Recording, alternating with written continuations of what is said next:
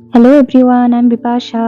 Hope you are doing well. তো আজকে পুরীতে প্রথম দিন আর আমরা অন্নপূর্ণা রিসর্টে উঠেছিলাম। তো এখানে এই হচ্ছে রুম, সুন্দর বেড ছিল, একটা মিরর ছিল, সোফা ছিল, এসি ছিল, ফ্যান, টিভি সব কিছুই ছিল অ্যান্ড অ্যাটাচ বাথরুমও ছিল। আর এই যে মেনু কার্ড, আর ছাদ থেকে না খুব সুন্দর সি বিচটা দেখা যাচ্ছিল। ভাবলাম সি বিচে যাব, সমুদ্রে স্নান করব, কিন্তু এই দেখো কিরকম ওয়েদার। আর এরকম ওয়েদারে নাকি ওখানকার পুলিশরা সমুদ্রে স্নান করতে দেয় না। বাট ফাইনালি ওয়েদার ঠিক হলো। তারপর আমরা ৩ জন গেছিলাম, আমি, বাবা আর চিরকু দাদা মিলে সমুদ্রে স্নান করতে। তো এখন আমার চোখের সামনে আছে বে অফ বেঙ্গল। ফার্স্ট টাইম জীবনে সমুদ্র দেখলাম, একটা আলাদাই এক্সপিরিয়েন্স। সত্যি বলতে এতটা খুশি কোনোদিন হয়নি। কোথাও ঘুরতে যাওয়ার আনন্দটা তো কখনো পাইনি। আর বাড়ির সবার সাথে এই যে একসাথে স্নান করা, আর সমুদ্রের যে নোনা জলের স্বাদটা না, এটা তোমরা নিজেরা না স্নান করলে এই টেস্টটা ঠিক বুঝতে পারবে না যে কতটা নোনতা হয় জলটা। তো জাস্ট দারুণ এক্সপিরিয়েন্স। আর ঢেউগুলো জাস্ট ঠেলে ফেলে দিচ্ছিল। ভাবো তো একবার এই সমুদ্রকে ঘিরে কত মানুষের জীবন চলে।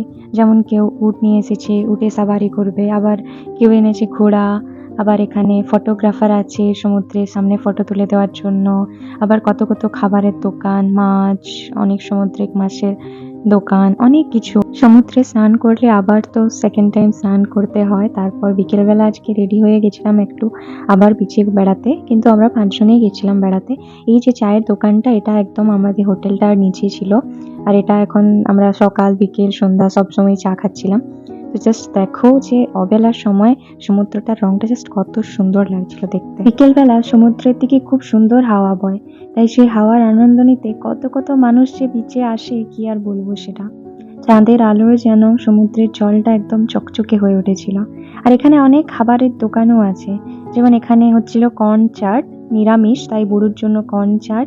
চিরকুদার আমি এখানে খাচ্ছিলাম ফুচকা, বাবা নিয়েছিল ভেটকি ফ্রাই, এখানে অনেক রকমের সামুদ্রিক মাছও আছে।